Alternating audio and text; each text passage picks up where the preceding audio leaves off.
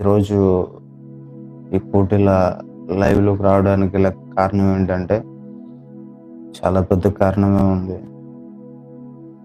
ఆహ్, ఇన్ని రోజులు, ఇంతకాలం నేను మీ ముందు ఎలా కనిపించానో మీరందరూ చూసారు. క్రిస్టియానిటీ గురించి ఇష్టం వచ్చినట్లు మాట్లాడుతూ, ఇష్టం వచ్చినట్లు వ్యాఖ్యలు చేస్తూ, అవమానపరుస్తూ, నిందిస్తూ చాలా పెద్ద తప్పు చేశాను. చాలా పెద్ద పాపం చేశాను. సరిదిద్దుకోలేని ఘోరమైన పాపాన్ని చేశాను నేను. నాకు తెలుసు. నాకు ఇప్పుడిప్పుడే అర్థమవుతోంది. దయచేసి నన్ను మీరు మన్నించగలరని కోరుకుంటున్నాను. క్రిస్టియానిటీ అంతటిని నన్ను మన్నించమని, నన్ను క్షమించమని మిమ్మల్ని అందరిని అడుగుతున్నాను. ఇంతకు మించి నేనేమి చేయలేను. దయచేసి నన్ను క్షమించండి. చాలా పెద్ద తప్పు చేశాను. ఎందుకు ఇలా అయిపోయానో నాకు కూడా అర్థం కావట్లేదు. ఈ మార్పుకు కారణం ఏంటంటే, ఈ క్షమాపణ అడగడానికి గల కారణం ఏంటంటే, మీరు ఈ విషయాన్ని ఎలా తీసుకుంటారో నాకు తెలీదు. మంచిగా తీసుకుంటారా? చెడుగా తీసుకుంటారా? దీన్ని అంగీకరిస్తారా? అంగీకరించరా? అన్నటువంటి విషయం కూడా నాకు అర్థం కావట్లేదు. కానీ తప్పకుండా ఈ విషయాన్ని చెప్పాలి. లేకపోతే నాకు నేనులా ఉండలేకపోతున్నాను.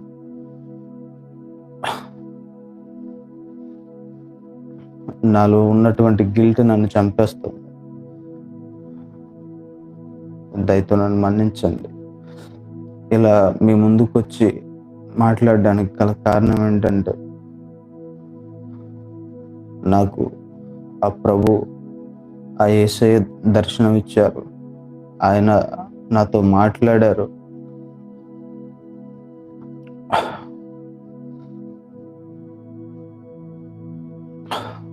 నిజంగా ఆయన ఎన్నో మాట్లాడినాను. ఎంతగానో అవమానించాను ఆ యేసు ప్రభువుని, ఆ క్రిస్టియానిటీని, ఆ బైబిల్ని చాలా తోలనాడాను, ఘోరంగా మాట్లాడాను. బట్ నిన్నటి దినాన ఆ యేసు ప్రభు నాకు దర్శనం ఇవ్వడం, నాతో మాట్లాడడం, నా వలన ఆయన చాలా బాధపడ్డాడు అన్నటువంటి విషయాన్ని ఆయన నాకు చెప్పడం, అదంతా జరిగింది. కాబట్టి నేను ఇలా మీ ముందుకొచ్చి మిమ్మల్ని క్షమాపణ అడగగలుగుతున్నాను. ఎప్పుడైతే ఆ దేవుడు నాకు ప్రత్యక్షం అయ్యాడు, నాతో మాట్లాడాడు, అప్పటి నుంచి ఆ గిల్ట్ నన్ను చంపేస్తుంది. నేను మంచిగా ఉండలేకపోతున్నాను. ఎంతో ఘోర పాపాన్ని చేశాను. ఇష్టం వచ్చినట్లు మాట్లాడాను, తిట్టాను, అవమానపరిచాను, నీచంగా మాట్లాడాను. దయచేసి నన్ను మన్నించండి. దయచేసి నన్ను మన్నించండి. ఇంత మించి నేనేమి చేయలేను. ఆ ప్రభువు నాతో మాట్లాడాడు. స్వయంగా నేను విన్నాను. నా కళ్ళతో నేను చూశాను. ఇంత మించి ఏం చెప్పుకోలేకపోతున్నా. క్రిస్టియన్స్ అందరికీ చేతులెత్తి క్షమించమని అడుగుతున్నాను, మన్నించమని కోరుతున్నాను.